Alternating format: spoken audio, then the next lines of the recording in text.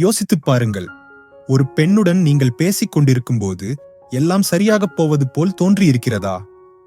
அவள் சிரித்தாள், கிண்டல் செய்தாள், உங்கள் பக்கம் சாய்ந்தாள். பிறகு திடீரென்று எந்த காரணமும் இல்லாமல் விலகிப் போனாள் அல்லது ஆர்வமில்லாமல் ஆகிவிட்டாள். பெரும்பாலான ஆண்கள் இந்தச் சமயத்தில் பீதியடைவார்கள். அவர்கள் தங்களை தாங்களே குறை சொல்வார்கள், கோபப்படுவார்கள் அல்லது அவளை விடாமல் துரத்த ஆரம்பிப்பார்கள். ஆனால் உண்மை என்னவென்றால், நீங்கள் எதுவும் தவறாகச் செய்யவில்லை. நீங்கள் சோதிக்கப்பட்டீர்கள். நீங்கள் இந்த சோதனையில் வெற்றி பெறுகிறீர்களா அல்லது தோல்வி அடைகிறீர்களா என்பதை பொறுத்துதான் அந்த பெண் உங்களை எப்படி பார்க்கிறாள் என்பது தீர்மானிக்கப்படுகிறது. ஒரு கணம் மட்டுமல்ல, நீண்ட காலத்திற்கு. ஆரம்ப காலம் தொட்டே பெண்கள் ஆண்களை சோதித்து வருகிறார்கள். பழைய விதி மிகவும் எளிமையானது. பெண்கள் ஆண்களை அவர்களின் தன்னம்பிக்கையின் அடிப்படையில் மதிப்பிட்டார்கள். அதே சமயம் ஆண்கள் பெண்களை அவர்களின் தோற்றத்தின் அடிப்படையில் மதிப்பிட்டார்கள். ஆனால் காலம் மாறிவிட்டது. இன்று இந்த சோதனைகள் மிகவும் நுட்பமானவை, சூழ்ச்சியானவை மற்றும் உளவியல் ரீதியானவை. இவற்றை எப்படி சமாளிப்பது என்று உங்களுக்கு தெரியாவிட்டால் நீங்கள் உடனடியாக தோல்வியடைவீர்கள். ஆனால் இதோ ஒரு நல்ல செய்தி. இந்த விளையாட்டை நீங்கள் தெரிந்து கொண்டால் ஒவ்வொரு சோதனையையும் ஒரு வாய்ப்பாக மாற்ற முடியும். உங்கள் மதிப்பை நிரூபிக்க, அசைக்க முடியாத தன்னம்பிக்கையை காட்ட மற்றும் அவள் உங்களை துரத்த வைப்பதற்கு இது ஒரு வாய்ப்பு என்பதையும் வெளிப்படுத்தப் போகிறேன். முதல் விளையாட்டாக விலகிப் போகும் சோதனை. இது மிகவும் பழமையான தந்திரங்களில் ஒன்றாகும். இதை தெளிவாகச் சொல்ல விரும்புகிறேன். இது பையன்களையும் ஆண்களையும் பிரித்துக் காட்டும் ஒரு தந்திரம். இது எப்படி நடக்கும்? எல்லாம் சீராகத் தொடங்கும். அவள் உல்லாசமாக பேசுவாள். நீங்கள் ஜோக் சொல்லும்போது அவள் உங்கள் கையைத் தொடுவாள். உங்களுக்குள் ஒரு வேதியியல் ஈர்ப்பு இருப்பதை நீங்கள் உணர்வீர்கள். இது நன்றாகப் போகிறது, எனக்கு வெற்றிதான் என்று நீங்கள் நினைக்க ஆரம்பிப்பீர்கள். பின்னர் திடீரென்று எல்லாம் மாறும். அவளுடைய கவனம் சிதறுகிறது. அவள் தன் போனை பார்க்கிறாள். சுற்றும் முற்றும் பார்க்க ஆரம்பிக்கிறாள். ஒருவேளை கொஞ்சம் திரும்பி வேறு யாரிடமாவது பேசக்கூடச் செய்வாள். உங்கள் மூளைக்குள் என்ன நடந்தது, நான் ஏதாவது கோட்டை விட்டுவிட்டேனா என்று அலறும். இங்கேதான் 90% ஆண்கள் தோல்வியடைகிறார்கள். ஆரம்ப நிலையிலுள்ளவர் செய்யும் தவறு என்னவென்றால், பீதியடைவது, அவளுடன் ஒட்டிக்கொள்வது, ஏக்கத்துடன் அல்லது அதிக ஈடுபாட்டை காட்டுவது. சிலர் கோபமடைந்து அல்லது எழுந்து சென்று அந்த உரையாடலை முழுவதுமாக முடித்து விடுவார்கள். இது தேர்வில் விடைகளை நெற்றியில் எழுதி வைத்துக் கொண்டு போவது போலாகும். ஆனால் ரகசியத்தைச் சொல்கிறேன். அவள் விலகிப் போவது போல விளையாடும்போது அவள் உங்களை நிராகரிக்கவில்லை, அவள் உங்களை சோதிக்கிறாள். இந்த ஆள் அமைதியாக இருப்பானா, தன் மீது கவனமில்லாவிட்டாலும் அவன் தன்னம்பிக்கையுடன் இருப்பானா என்று அவள் தெரிந்து கொள்ள விரும்புகிறாள். அப்படியானால் நீங்கள் எப்படி சோதனையில் வெற்றி பெறுவீர்கள்? எளிமையானது, துரத்தாதீர்கள். அவளது கவனத்திற்காக கெஞ்சாதீர்கள். பதட்டமடையாதீர்கள். அதற்கு பதிலாக உங்கள் கவனத்தை வேறு எங்காவது மாற்றுங்கள். அருகில் உள்ள ஒருவருடன் உரையாடலை தொடங்குங்கள். சாய்ந்து கொள்ளுங்கள். நிதானமாக இருங்கள். அவளது அந்த கொஞ்சமான ஒதுங்கிப் போகும் செயல் உங்களை சிறிதும் அசைக்கவில்லை என்பதை காட்டுங்கள். இதில்தான் அழகு இருக்கிறது. அவள் உங்கள் தன்னம்பிக்கையை உடைக்கவில்லை என்பதை உணரும்போது, உங்களுக்கு விருப்பத் தேர்வுகள் இருப்பதையும் உங்களிடம் தன் கட்டுப்பாடு இருப்பதையும் அவள் காணும்போது அவள் உங்களிடம் திரும்பி வருவாள். பெரும்பாலும் முன்பை விட அதிக ஆர்வத்துடன். ஏனென்றால் நீங்கள் இப்போது இந்த சோதனையில் மகிழ்ச்சியான முறையில் வெற்றி பெற்றுவிட்டீர்கள். இது ஆரம்பம் மட்டுமே. அடுத்த சோதனை உங்களை வேண்டுமென்றே சங்கடப்படுத்த வடிவமைக்கப்பட்டுள்ளது. பெரும்பாலான ஆண்கள் இதில் நொறுங்கிப் போய்விடுவார்கள். இரண்டாவது, சங்கடப்படுத்தும் மற்றும் அவமதிக்கும் சோதனைகள். கிட்டத்தட்ட ஒவ்வொரு ஆணையும் எதிர்பாராத விதமாக பிடிக்கும் ஒரு சோதனையைப் பற்றி இப்போது பேசுவோம். அதுதான் சங்கடப்படுத்தும் மற்றும் அவமதிக்கும் சோதனைகள். இப்போது நீங்கள் உங்களையே கேட்டுக்கொண்டிருக்கலாம், என்னை அவமதிக்கும் அல்லது சங்கடப்படுத்தும் ஒரு பெண்ணுடன் நான் ஏன் பழக வேண்டும்? இது நியாயமான கேள்வி. ஆனால் இதோ திருப்பம். ஒரு பெண் இதை செய்யும்போது அது எப்போதும் கொடுமைப்படுத்துவதற்காக இருக்காது. இது அவமதிப்பதை பற்றியது அல்ல. இது உளவியலை பற்றியது. சிறு வயதில் நண்பர்களுடன் பழகியதை நினைவு கூறுங்கள். நீங்கள் ஒருவரையொருவர் எவ்வளவு அடிக்கடி கேலி செய்வீர்கள், வேடிக்கை பார்ப்பீர்கள் அல்லது ஒருவரை பற்றி சாதாரணமாக விளையாட்டாக பேசுவீர்கள். நீங்கள் உங்கள் நண்பரை அழிக்க முயற்சிக்கவில்லை. நீங்கள் வெறுமனே எதிர்வினைகளை சோதித்தீர்கள். பெண்கள் பெரும்பாலும் அதையே செய்கிறார்கள். இது வார்த்தைகளைப் பற்றியது அல்ல. அந்த வார்த்தைகள் உங்களைப் பற்றி என்ன வெளிப்படுத்துகின்றன என்பதை பற்றியது. நீங்கள் நண்பர்களுடன் கால்பந்து விளையாடுவதாக கற்பனை செய்து கொள்ளுங்கள்.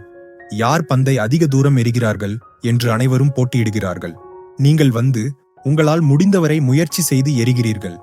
ஆனால் அது மிக குறுகிய தூரத்திலேயே விழுகிறது. திடீரென்று நீங்கள் விரும்பும் பெண் உட்பட அனைவரும் சிரிக்க ஆரம்பிக்கிறார்கள். இப்போது சோதனை வருகிறது. நீங்கள் கோபம் அடைகிறீர்களா? முகம் சுளிக்கிறீர்களா? ஆவேசமாக பேசுகிறீர்களா? அல்லது தோள்களை குலுக்கி உங்களை பார்த்து நீங்களே சிரித்து, சரி, நான் குறைந்தபட்சம் பந்தை பின்னோக்கி எறியவில்லை என்று விளையாட்டாக ஒரு ஜோக் சொல்கிறீர்களா? ஏனென்றால் உண்மை இதுதான். தன்னம்பிக்கை என்பது சரியாக இருப்பதை பற்றியது அல்ல. அது அசைக்க முடியாமல் இருப்பதை பற்றியது. தன்னை பார்த்துத்தானே சிரிக்கத் தெரிந்த ஒருவன், ஒரு அவமதிப்பையும் கவர்ச்சியான தருணமாக மாற்றும் ஒருவன், அவன்தான் சோதனையில் வெற்றி பெறுபவன். பெண்கள் இதை சோதிக்கிறார்கள். ஏனென்றால் அவர்களுக்கு ஆழ்மனதில் அழுத்தத்தின் கீழ் அமைதியாக இருக்கக்கூடிய ஒரு ஆண் தேவை. விளையாட்டான ஒரு சிறிய சங்கடத்தை உங்களால் கையாள முடியவில்லை என்றால் வாழ்க்கையின் உண்மையான புயல்களை நீங்கள் எப்படி சமாளிப்பீர்கள்? எனவே அடுத்த முறை அவள் உங்களை கேலி செய்யும் போது அல்லது லேசாக அவமானப்படுத்தும் போது கோபப்படாதீர்கள். சிரிக்கவும் விளையாடுங்கள். அந்த சூழ்நிலையை உங்களுக்கு சாதகமாக மாற்றிக்கொள்ளுங்கள். இப்படித்தான் நீங்கள் சங்கட சோதனைக்கு பதிலளிக்கிறீர்கள். மூன்றாவது, பொறாமை சோதனை இப்போது பெண்கள் பயன்படுத்தும் மிகவும் சக்தி வாய்ந்த மற்றும் ஆபத்தான சோதனைகளில் ஒன்றிற்குள் நுழைவோம். பொறாமை சோதனை. இதை கற்பனை செய்து பாருங்கள். நீங்கள் ஒரு டேட்டிங்கில் இருக்கிறீர்கள். எல்லாம் சரியாக போய்க் கொண்டிருக்கிறது. நீங்கள் இணைக்கிறீர்கள், கிண்டல் செய்கிறீர்கள். அவள் உங்கள் பக்கம் சாய்ந்திருக்கிறாள். பின்னர் திடீரென்று அவள் கியரை மாற்றுகிறாள். அவள் மற்றொரு பையனின் ஜோக்கிற்கு சற்று அதிகமாகச் சிரிக்கிறாள். அவள் வேறு ஒருவருடன் பேசும்போது தன் முடியை கோதுகிறாள். ஒருவேளை அவள் வேறு ஒரு ஆணின் கையைத் தொடுவாள். உங்கள் உள்ளுணர்வு எதிர்வினை பொறாமை. உங்கள் மனம் கிசுகிசுக்கும். என்ன நடக்கிறது? அவள் ஏன் இதை செய்கிறாள்? என் மீதான ஆர்வத்தை அவள் இழக்கிறாளா? ஆனால் உண்மை என்னவென்றால் அவள் உங்களை விட்டு போகவில்லை. அவள் உங்களை சோதிக்கிறாள். இது மிகவும் பழமையான ஆழமான பெண் உளவியல் தந்திரங்களில் ஒன்றாகும். போட்டியை நீங்கள் எப்படி சமாளிக்கிறீர்கள் என்பதை அவள் பார்க்க விரும்புகிறாள். நீங்கள் உங்கள் நிதானத்தை இழக்கிறீர்களா? அவளுடன் சண்டைக்கு போகிறீர்களா? சண்டையிடத் தயாராக இருப்பது போல் நீங்கள் மற்ற பையனை கோபமாக பார்க்க ஆரம்பிக்கிறீர்களா? ஹாலிவுட் திரைப்படங்கள், பெண்கள் ஒரு பாரில் 2 ஆண்கள் தமக்காக சண்டையிடுவதை கனவு காண்கிறார்கள் என்று ஆண்களின் மூளையை நிரப்பியுள்ளது. ஆனால் உண்மை வேறு. நீங்கள் பொறாமையில் வெடிக்கும்போது நீங்கள் ஆண்மையுடன் தெரிவதில்லை, பாதுகாப்பற்றவராக தெரிகிறீர்கள். அப்படியானால் நீங்கள் எப்படி பொறாமை சோதனையில் வெற்றி பெறுவீர்கள்? கலக்கமில்லாமல் இருங்கள். அமைதியாக இருங்கள். சிரிக்கவும் உணர்ச்சி ரீதியான பலவீனத்தை ஒரு அவுன்ஸ் கூட காட்டாமல் அவளை லேசாக பின்னால் கிண்டல் செய்யுங்கள். நீங்கள் ஆசைக்கு இரையாகாவிட்டால் என்ன நடக்கிறது?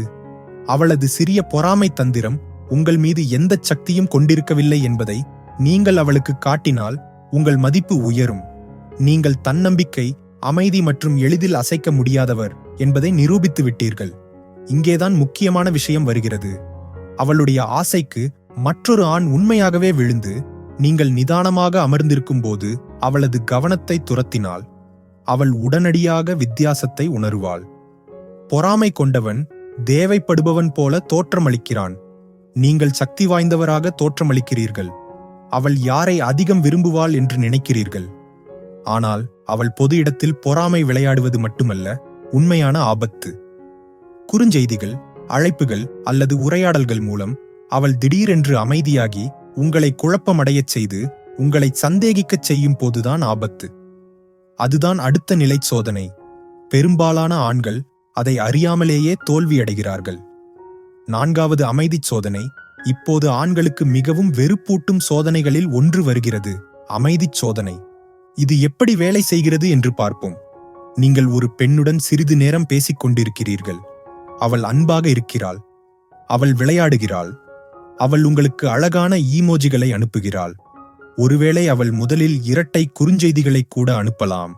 எல்லாம் நம்பிக்கைக்குரியதாக தெரிகிறது. பின்னர் திடீரென்று அவளுடைய தொனி மாறுகிறது.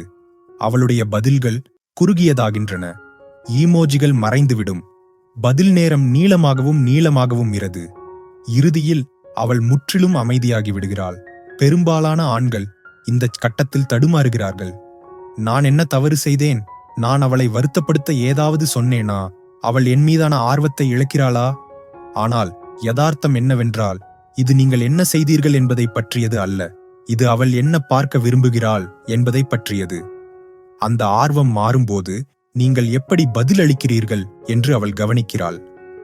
நீங்கள் நிதானத்தை இழந்து தேவைப்படும் குறுஞ்செய்திகளின் வெள்ளத்தால் அவளது போனை நிரப்புகிறீர்களா? நீங்கள் ஏன் பதிலளிக்கவில்லை போன்ற வரிகளுடன் அவளை குற்ற உணர்ச்சிக்கு ஆளாக்குகிறீர்களா? நீங்கள் கோபமடைந்து அவள் விளையாடுவதாக குற்றம் சாட்டுகிறீர்களா? நீங்கள் அப்படி செய்தால் நீங்கள் அமைதி சோதனையில் தோல்வியடைந்து விட்டீர்கள். வெற்றி பெறுவதற்கான ரகசியம் எளிமையானது. நிலைத்திருங்கள். உங்கள் அமைதியை காத்துக் கொள்ளுங்கள். அவளுடைய அமைதி உங்கள் நிலையை உடைக்க அனுமதிக்காதீர்கள். அவள் விலகிச் சென்றால் அவளுக்கு இடம் கொடுங்கள். உங்கள் சமநிலையை இழக்காமல் அவளது உணர்ச்சி நிலைக்கு ஈடு கொடுங்கள். ஏனென்றால் இதன் பின்னணியில் உள்ள உளவியல் இதுதான். ஒரு ஆண் உணர்ச்சி ரீதியான அழுத்தத்தின் கீழ் நொறுங்காமல் இருக்கும்போது அது வலிமை, சுய மதிப்பு மற்றும் உயர் மதிப்பை குறிக்கிறது. பெண்கள் காந்தம் போல் அதற்கு ஈர்க்கப்படுகிறார்கள். 5வது மதிப்புச் சோதனை. இப்போது இறுதிச் சோதனை.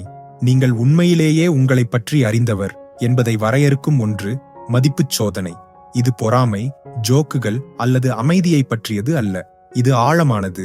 இது நீங்கள் யார் என்பதை பற்றியது. உண்மையாக இருங்கள் என்ற சொற்றொடரை நீங்கள் கேள்விப்பட்டிருக்கிறீர்களா? இந்த சோதனை அதைத்தான் அளவிடுகிறது. இதற்கு ஒரு உதாரணம் பார்ப்போம். இது வெள்ளிக்கிழமை இரவு. நீங்கள் ஒரு டேட்டிங் திட்டமிடுகிறீர்கள். நடனம் ஆடுவதைத் தவிர வேறு எதையும் நான் செய்வேன். அது எனக்கு பிடிக்காத விஷயம் என்று நீங்கள் அவளிடம் வெளிப்படையாகச் சொல்கிறீர்கள். அவள் சிரித்துவிட்டு வேறு ஏதாவது செய்ய ஒப்புக்கொள்கிறாள். அந்த இரவு சிறப்பாகப் போகிறது. ஆனால் அடுத்த வாரம் நீங்கள் மீண்டும் திட்டமிடும்போது அவள் நடனம் ஆடுவதை முன்மொழிகிறாள். அது மட்டுமின்றி அவள் இன்னும் வற்புறுத்துகிறாள்.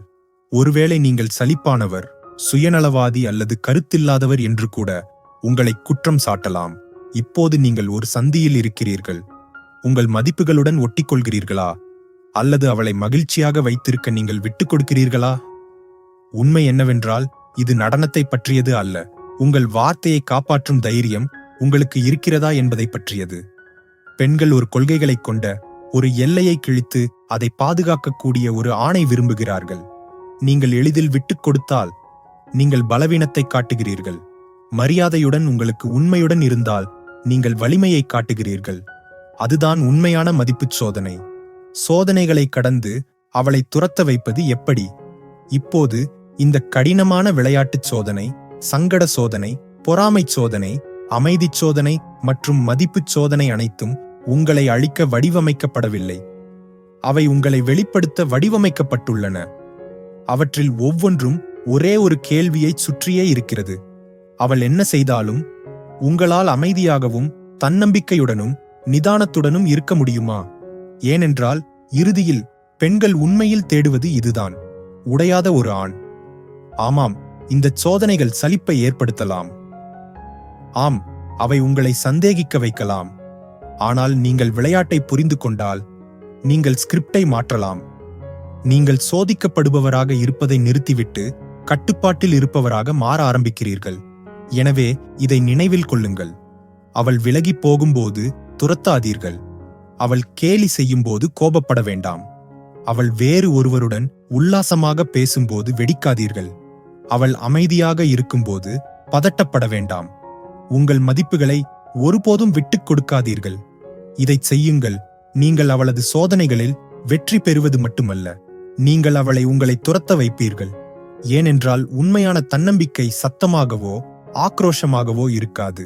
அது அமைதியானது, நிலையானது, அசைக்க முடியாதது. அதுதான் உங்களை மறக்க முடியாதவராக ஆக்குகிறது.